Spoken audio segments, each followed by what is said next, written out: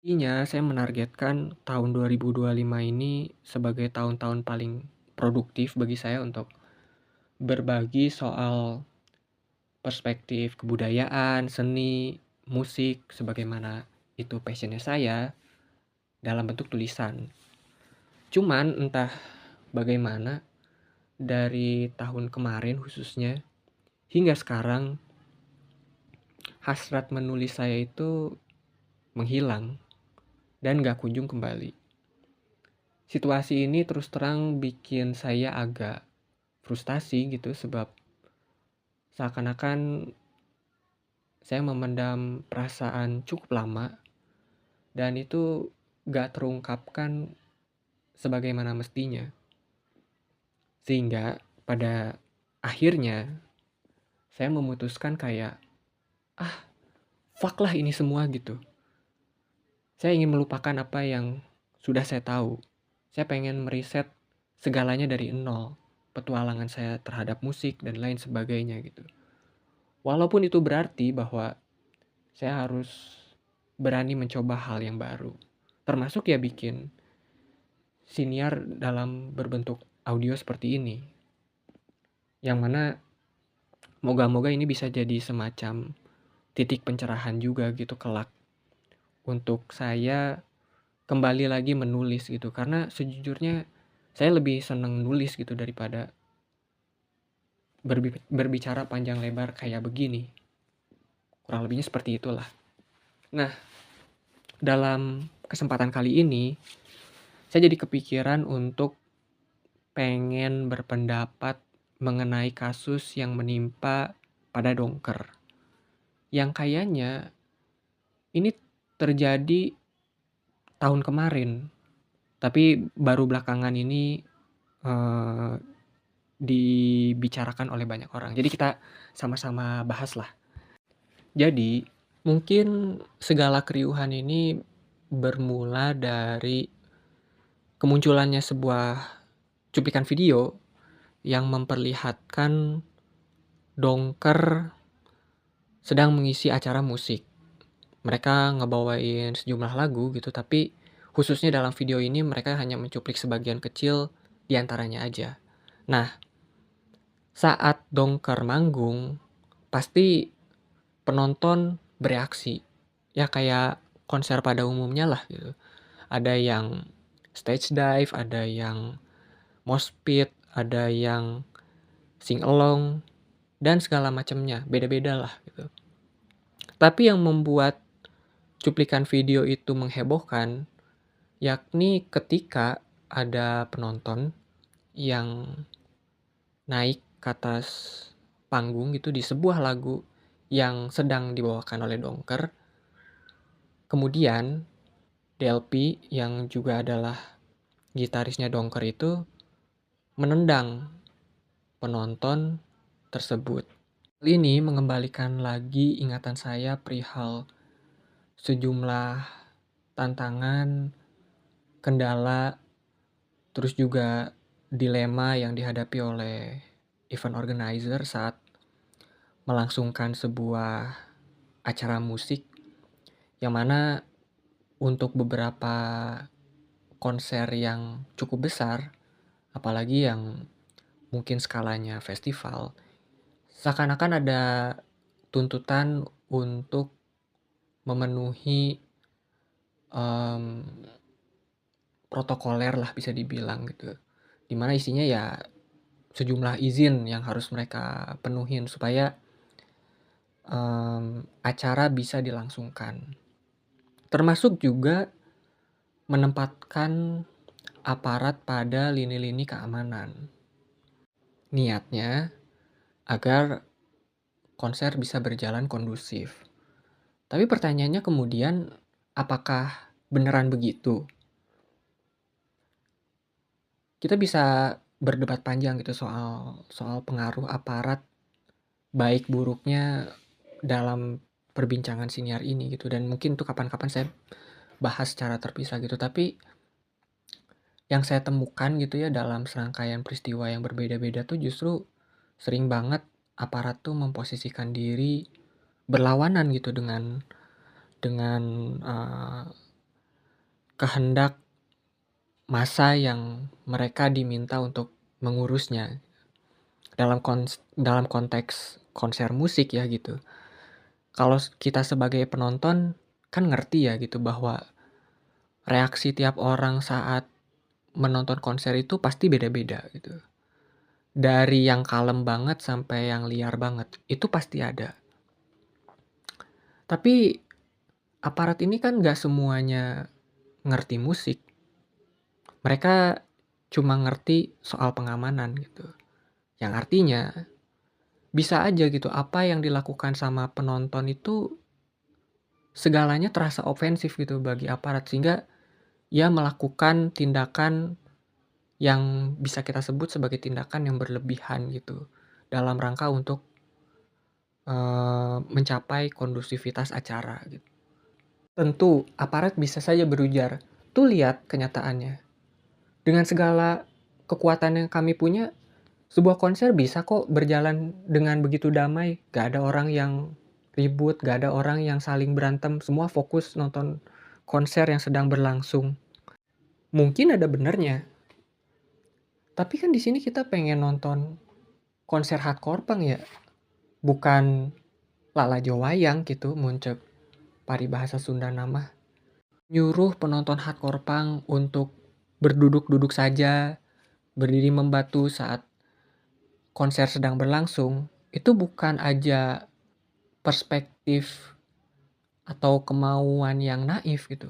Tapi juga itu menandakan bahwa mereka sendiri pun gak paham akan esensi dari sebuah konser gitu. Dengan segala dinamika yang ada. Dan itu menegaskan kalau yang mereka tahu ya soal pengamanan aja. Ini lagi ke konteks kasus yang menimpa Dongker, kita bisa aja gak sepakat sama aparat atas tindakannya yang sewenang-wenang memperlakukan orang lain demi mencapai keamanan, kenyamanan, kondusivitas dalam sebuah acara. Karena mungkin cuma itu yang mereka tahu dan mereka gak peduli sama sekali tentang musik. Tapi yang membuat kasus ini menjadi kontroversial menurut pandangan saya, Delpy dan Dongker itu kan bukan aparat. Mereka gak bisa disejajarin sama aparat. Sebagai pelaku musik, seharusnya sih paham ya bahwa konser itu pasti gak bakalan terlepas dari euforia kulturalnya. Dan hardcore punk itu punya kekhasannya sendiri dalam hal itu. Tapi menyikapi kenyataannya bahwa Delpy melakukan penendangan kepada penonton, itu kan menimbulkan sikap skeptis dari kita juga. Terus apa bedanya dong? Apa yang dilakukan Delpy dengan tindakan-tindakan berlebihan yang gak kita sepakati dari aparat gitu untuk menegakkan ketertiban atau keamanan dalam konser. Berarti ya gak jauh beda dong, sama-sama sewenang-wenang. Nah itulah poinnya. Itulah yang sebenarnya kebanyakan orang gak sepakati lah gitu. Termasuk saya agak menyayangkan sih situasinya bisa seperti ini. Padahal untuk stance yang sama, kita sebelumnya pernah membela Delpy saat ia diperlakukan sewenang-wenang oleh aparat ketika crowdsurf di sebuah konser, dan ini videonya cukup masif beredar gitu di internet dan menimbulkan banyak reaksi. Ia berseluncur lah gitu di atas kerumunan, kemudian turun dari kerumunan tersebut, niatnya pengen meneruskan lagu berikutnya, tapi saat ia mau naik ke atas panggung, dari arah yang gak ketebak, ada aparat mendekati dia, ngebogem muka kanannya. Untuk alasan juga yang gak jelas gitu. Penonton di barisan depan yang ngeliat itu langsung bereaksi, menyoraki aparat yang memperlakukan Delpy seperti itu. Dan bukan karena Delpy ditonjok, tapi karena tindakan aparat yang berlebihan kepada DLP lah yang membuat penonton itu gak setuju dengan aparat dan peduli sama DLP. Maksudnya apa? Artinya situasi tadi tuh menunjukkan bahwa siapapun korbannya, dari latar belakang manapun ia ketertarikan musiknya, gak sepantasnya diperlakukan berlebihan seperti itu. Kan di sini niatnya semua orang kan pengen seneng-seneng gitu. Pengen euforia terhadap konsernya.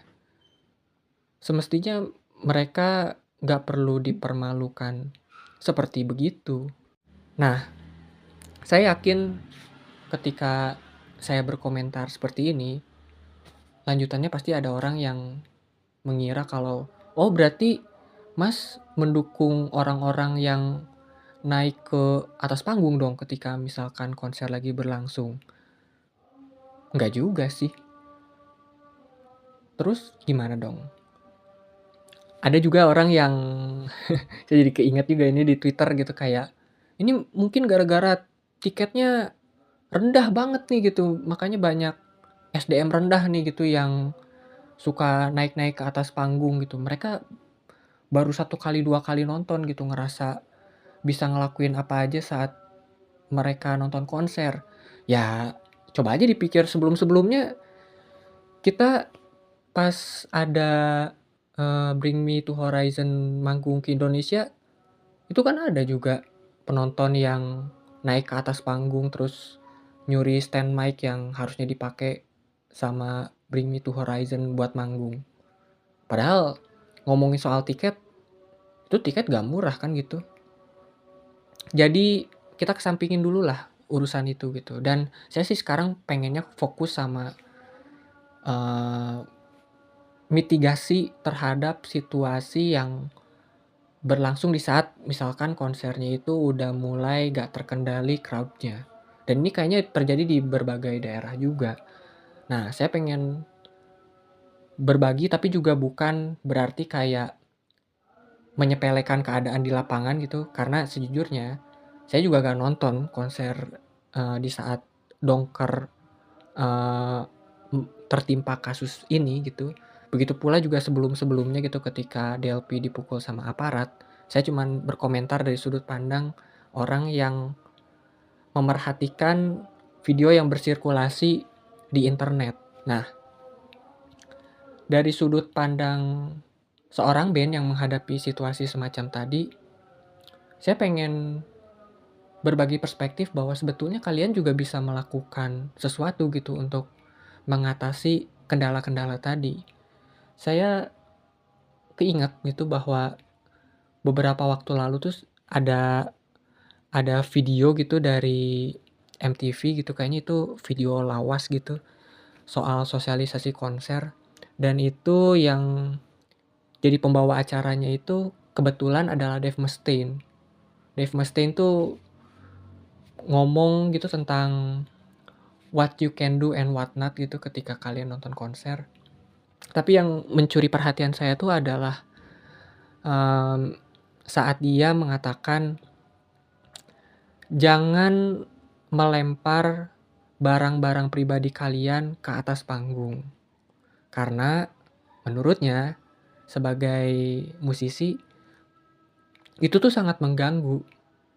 Dan saya setuju sama hal itu karena di Indonesia juga kalau zaman dulu ya, mungkin zamannya PW Gaskins gitu, yang ada video mereka manggung gitu kalau gak salah di Dahsyat, mereka dilemparin benda-benda gak jelas gitu ya, dari benda pribadi sampai batu dan seterusnya.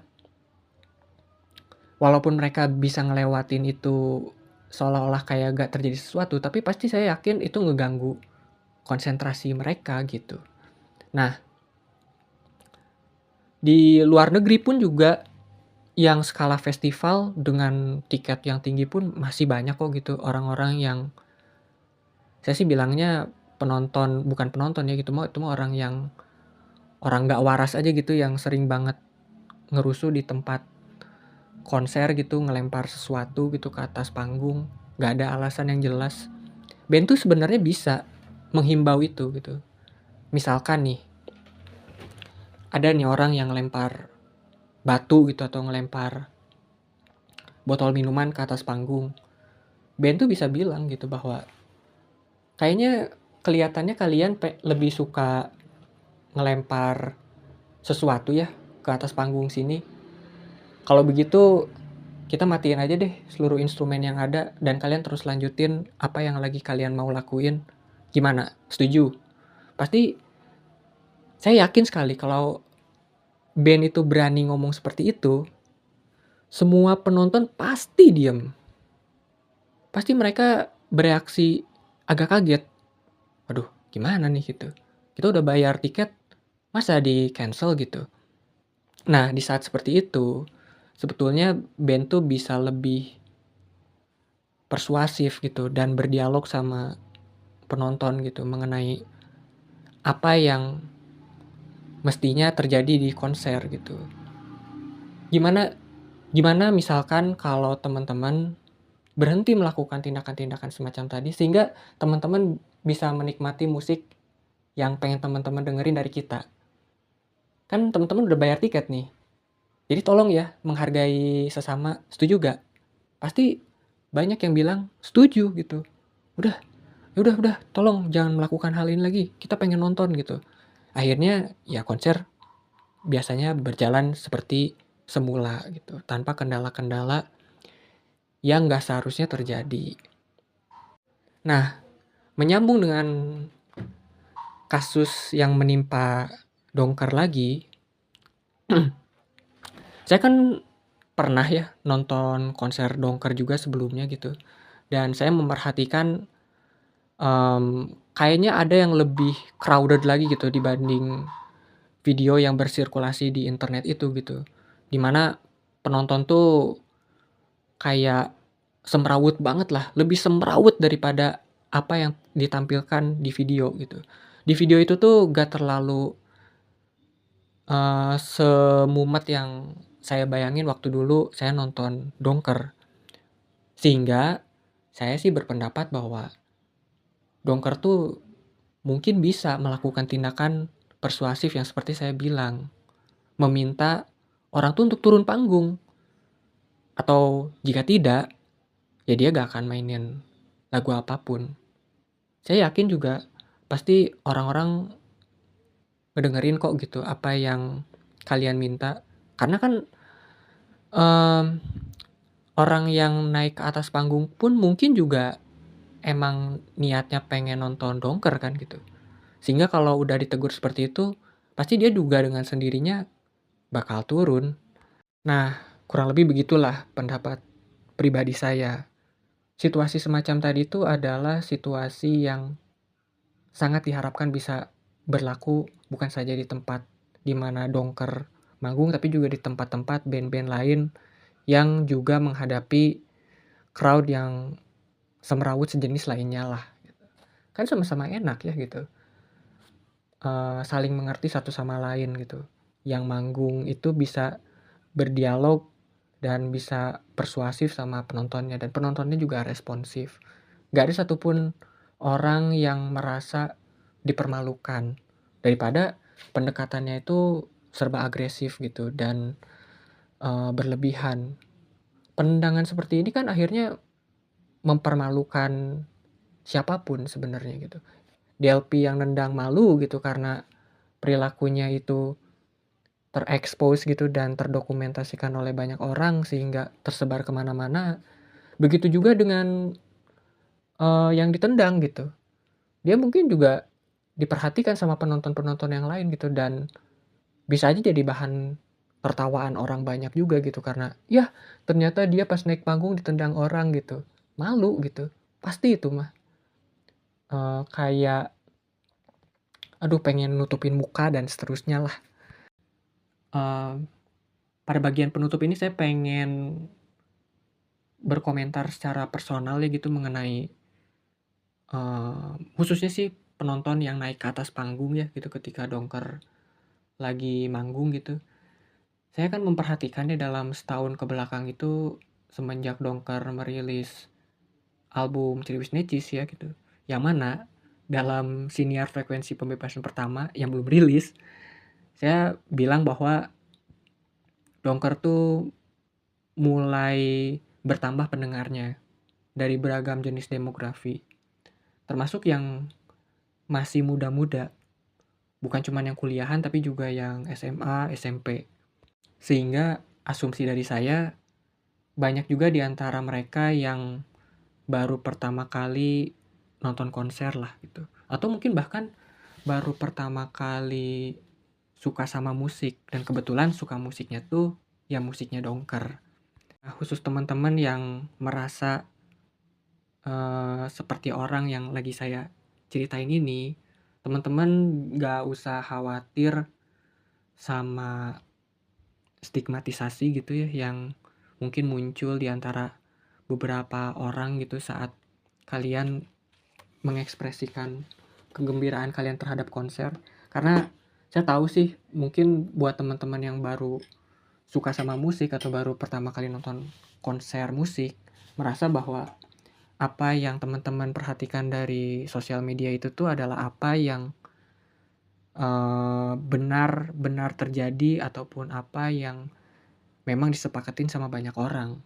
Saat ada orang yang naik ke atas panggung beramai-ramai dan berpikir bahwa itu sesuatu hal yang keren, lalu teman-teman berpikir bahwa wah kayaknya itu seru ya gitu, saya pengen ngelakuin itu juga, terus kemudian melakukan itu.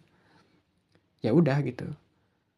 Sekarang mah diambil aja pelajarannya bahwa ada saat-saatnya dimana kita tuh harus menghargai yang sedang manggung gitu. Dan ini tidak saja berlaku terhadap band Dongker gitu, tapi juga band-band lain gitu yang mungkin bisa aja ngerasa terganggu gitu dengan saat ketika ada orang yang berada di atas panggung terlalu banyak gitu.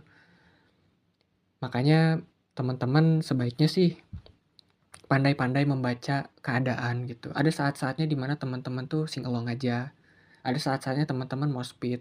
Tapi sebaiknya teman-teman juga menjaga jarak saat band sedang manggung gitu. Karena kalau gak salah dalam klarifikasi yang dibeberkan oleh Dongker gitu dan Delphi, di situ niatnya Delphi melakukan tindakan tersebut kan menjaga supaya alat-alat itu gak rusak ya gitu, alat-alat musiknya yang sedang dipakai, sehingga dia terpaksa melakukan itu. Jadi ya seharusnya teman-teman sih lebih aware sama hal tadi gitu. Dan peristiwa ini tuh saya sih pengennya ya peristiwa ini tuh gak bikin teman-teman jadi kayak apa namanya, kayak merasa kalau wah kayaknya saya tempatnya bukan di musik nih gitu. Kayaknya ini saya orang paling so asik nih dalam musik gitu. Semoga sih gak berpikir seperti itu ya gitu. Karena sejujurnya saya merasa sih wajar-wajar aja sih gitu. Namanya juga baru pertama kali suka. Orang yang namanya baru pertama kali suka kan belum tentu langsung tahu segala hal. Saya bahkan dulu pernah gitu poster, dan mungkin sampai sekarang juga poster juga gitu. Bedanya ya cuman lebih duluan aja dibanding kalian gitu. Tapi jangan anggap bahwa situasi ini tuh bikin kalian jadi apa namanya, kehilangan ketertarikan sama musik.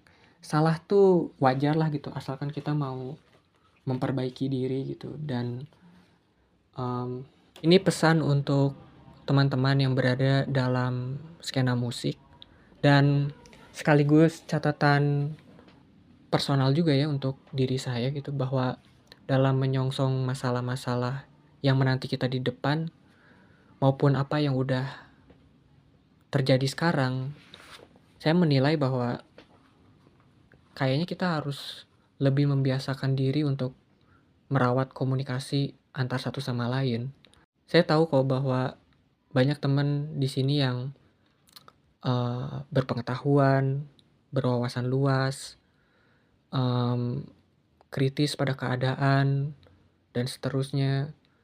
Tapi kita tuh terlalu membayangkan sesuatu itu dalam kacamata kuda gitu, bahwa kita bisa melakukan ini hanya dengan tangan kita sendiri gitu. Padahal kalau posisinya dibalik, khususnya waktu zaman dulu ya saya gitu, kayaknya saya gak akan mencapai posisi pengetahuan dan kesadaran kalau saya tuh gak ngelahap banyak zin yang diproduksi sama teman-teman, musik yang saya dengerin, video YouTube yang saya saksikan, pasti gak lepas dari pengaruh-pengaruh itu gitu. Artinya peran orang lain tuh sangat besar pengaruhnya bagi kemajuan diri saya gitu. Dan mungkin secara kolektif pun jadinya punya pengaruh besar juga. Yang pengen saya sampaikan di sini tuh apa? Kadang kalau kita terlalu tahu banyak hal, kebiasaan jelek di antara beberapa orang tuh adalah nge-gatekeep informasi. Yang mana mungkin itu sesuatu hal yang bisa kita anggap sebagai tindakan yang sangat-sangat personal. Tapi saya sih gak menilai bahwa nge-gatekeep informasi itu menjadi berdampak baik buat kedepannya gitu. Justru kita kayak menunda masalah yang bakal kita hadapin di lain waktu. Untuk tidak memastikan masalah itu terjadi di lain waktu, saya merasa bahwa sebaiknya kita tuh berbagi informasi gitu. Termasuk kepada siapapun yang mungkin baru tahu tentang musik gitu. Mereka-mereka yang selama ini mungkin lingkaran pertemanannya itu gak membahas soal musik. Kayaknya kalau saya gak sering menongkrong sama teman-teman yang berada dalam lingkaran musisi, berada dalam lingkaran pengorganisiran warga, atau berada dalam lingkaran distro dan lain sebagainya, kayaknya saya gak akan memulai apa yang udah saya dapat sekarang juga gitu. Begitu pula juga dengan teman-teman yang masih baru-baru ini gitu. Saya sih gak mau menganggap ini semacam ajakan, tapi kalau saya pribadi sih saya pengennya ngerangkul ya gitu. Karena banyak kok orang-orang yang sebetulnya ini pengalaman saya bersama serangan fisik juga gitu, melalui interaksi, bahwa mereka-mereka ini juga sebenarnya genuinely pengen tahu sebetulnya gitu. Meskipun kadang-kadang kedengarannya kayak pertanyaannya tuh konyol gitu, tapi sebenarnya mereka cuman pengen penasaran aja gitu. Kenapa sih kita tuh begini gitu? Kenapa sih musiknya tuh begitu gitu? Bahkan saya belum lama ini gitu ada orang yang nanya out of nowhere kayak, "Mas, kenapa sih kayaknya apapun yang dilakukan pemerintah Mas gak setuju gitu? Kan pemerintah bisa aja bener." Nah, itu kan kayak pertanyaan random gitu, tapi saya sih meyakini kalau mereka beneran suka musik dan ngikutin serangan fisik, mungkin tujuan bertanya seperti itu tuh lebih ke rasa kepenasaran aja gitu, bukan bermaksud ingin